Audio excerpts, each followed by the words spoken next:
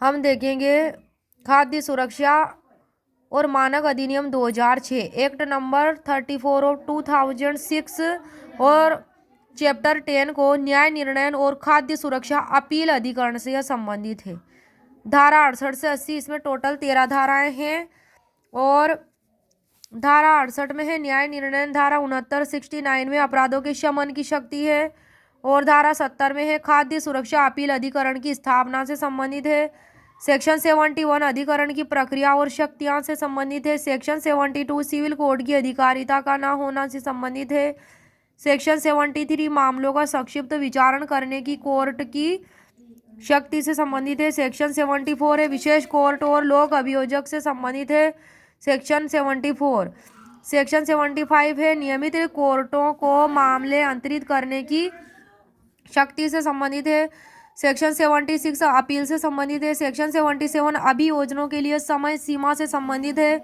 Section 78 विनिर्माता आदि को पक्षकार बनाने की कोर्ट की शक्ति से संबंधित है। सेक्शन 79 वर्धित दंड अधिरोपित करने की मजिस्ट्रेट की शक्ति से संबंधित है। सेक्शन 80 प्रतिरक्षा जो इस एक्ट के अधीन अभियोजन में अनुज्ञात की जा सकेगी या नहीं की जा सकेगी, इससे रिलेटेड है। हम देखेंगे धारा 68 न्याय निर्णयन। इसकी उपधारा 1 बताती है कि इस अध्याय के अधीन न्याय निर्णयन के प्रयोजनों के लिए उस जिले के जहां अभिकथित अपराध किया जाता है अपर जिला मजिस्ट्रेट की पंक्ति से अन्यून के किसी अधिकारी को न्याय निर्णयन के लिए न्याय निर्णायक अधिकारी के रूप में ऐसी रीति में जो केंद्र सरकार विहित करे राज्य सरकार द्वारा अधिसूचित किया जाएगा। किसके द्वारा? राज्य सरकार द्वारा अधिसूचित। और कौन विहित करे? केंद्र सरकार। उपधारा 2 बताती है कि न्याय निर्णायक अधिकारी मामले में अभ्यावेदन करने के लिए उस व्यक्ति को युक्तियुक्त अवसर देने के बाद और यदि ऐसी जांच पर उसका यह समाधान हो जाता है कि उस व्यक्ति ने इस एक्ट या इसके अधीन बनाए गए नियमों या विनियमों के उपबंधों का उल्लंघन किया है तो ऐसी शास्ति अधिरोपित कर सकेगा जो उस अपराध से संबंधित उपबंधों के अनुसार उचित समझे। तीसरी उपधारा में है कि न्याय निर्णायक अधिकारी को सिविल कोर्ट की शक्तियां होंगी। क्या होंगी? सिविल कोर्ट की शक्तियां किसको होंगी? न्याय निर्णायक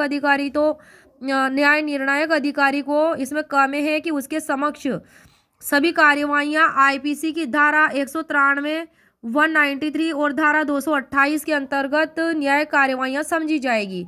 ख में है कि सीआरपीसी 1973 की धारा 345 और 346 धारा के प्रयोजनों के लिए कोर्ट समझा जाएगा। उपधारा 4 बताती है कि न्याय निर्णायक अधिकारी इस अध्याय के अधीन शास्ति की मात्रा का न्याय निर्णय करते समय धारा 49 सेक्शन 49 में विनिर्दिष्ट मार्गदर्शक सिद्धांतों का सम्यक ध्यान रखेगा।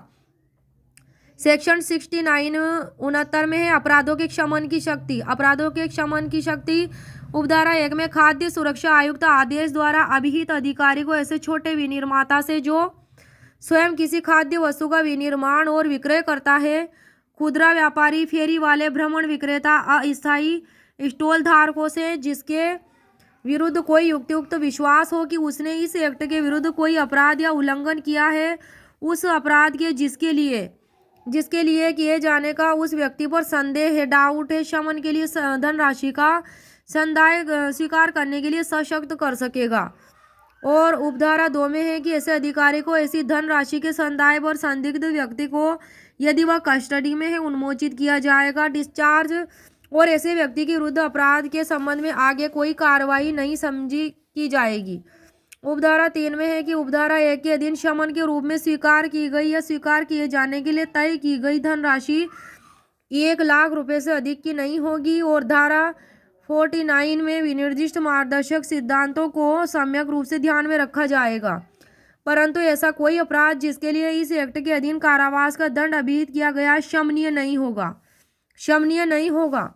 कब? इस एक्ट के अधीन कारावास का दंड।